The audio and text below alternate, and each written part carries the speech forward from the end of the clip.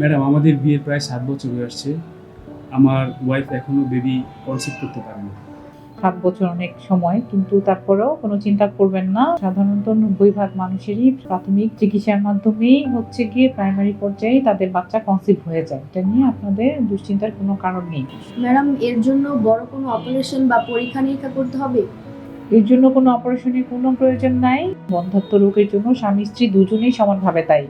এই জন্য হচ্ছে গিয়ে আপনাদের জীবনযাত্রার কিছু পরিবর্তন এবং হচ্ছে আপনাদের দুজনের প্রাথমিক কিছু পরীক্ষা করে হচ্ছে গিয়ে আমরা প্রাথমিক পর্যায়ে আপনাদের কোনো সমস্যা আছে কিনা সেটা নিরূপণ করতে পারবো। পরীক্ষায় কোনো একটা সমস্যা ধরা পড়ে, সেটার সঠিক ট্রিটমেন্ট দেওয়া যায়, তাহলে আমাদের দেশে 90% পেশেন্টেরই বাচ্চা কনসিভ হয়ে যায়। এটা নিয়ে দুশ্চিন্তার কোনো কারণ নেই। কিছু সামান্য পরীক্ষা করবেন আর জীবনযাত্রা কিছু পরিবর্তন করবেন, তাহলেই দেখবেন যে আপনাদের এই সমস্যা থেকে আপনারা মুক্তি পেয়ে যাবেন ইনশাআল্লাহ।